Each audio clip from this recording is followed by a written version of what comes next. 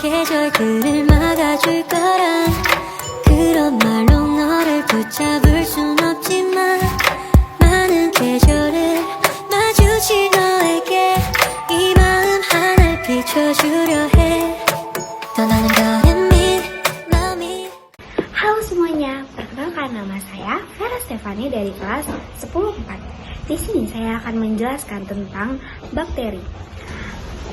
Bagian yang pertama, saya akan menjelaskan tentang ciri-ciri. Yang pertama, ciri-ciri berukuran sangat kecil dengan ukuran 0,5 sampai 1 mikron dengan panjang 1 sampai 20 mikron. Yang kedua, bakteri dapat dikristalkan. Yang ketiga, bakteri disebut sebagai mikroorganisme. Yang keempat, bakteri dapat dilihat melalui mikroskop.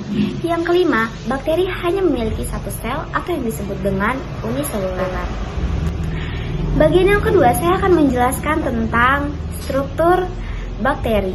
Yang pertama, ada dinding sel, tersusun atas peptidoglikan yang menyebabkan sel bakteri menjadi kaku. Yang kedua, ada membran sel.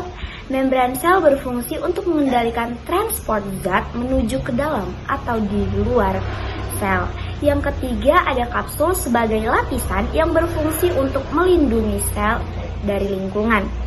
Yang keempat, ada sitoplasma, cairan yang ada di dalam sel yang berfungsi sebagai tempat terjadi proses metabolisme terjadi. Yang kelima, ada ribosom. Ribosom pada bakteri berukuran lebih kecil dibandingkan dengan sel eukariotik, berfungsi pada proses sintesis protein.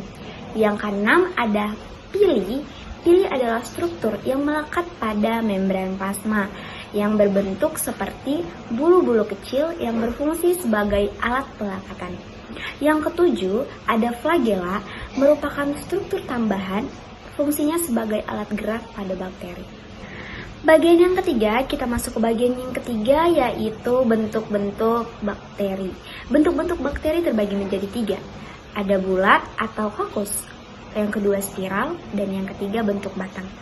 Yang pertama ada bulat atau kokus, terbagi lagi menjadi 4. Yang pertama ada monokokus, merupakan satu sel tunggal.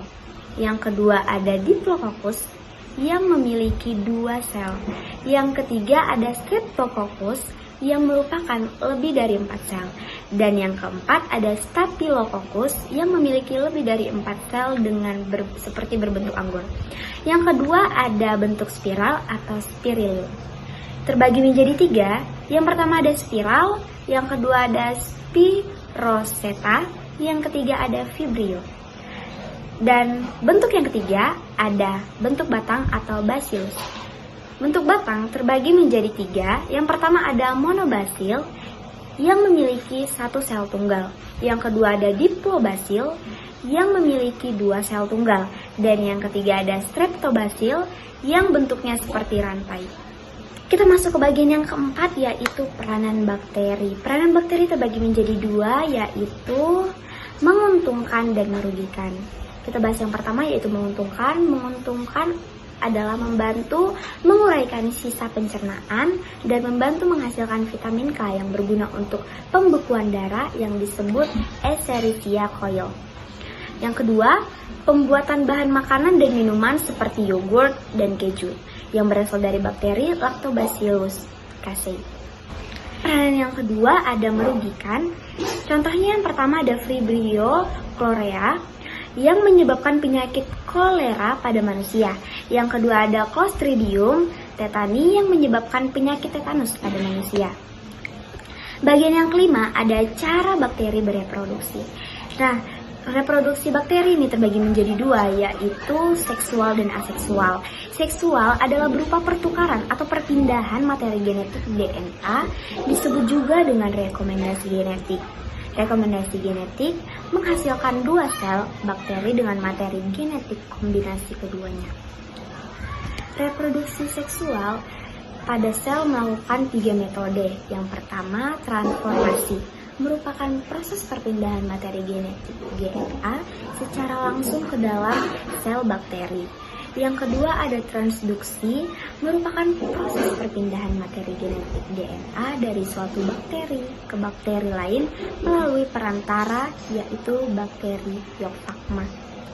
Yang ketiga ada konjugasi, merupakan proses perpindahan DNA secara kontak langsung antara sel bakteri yang berdekatan. Nah, reproduksi yang kedua ada aseksual. Reproduksi aseksual dilakukan dengan proses pembelahan binar.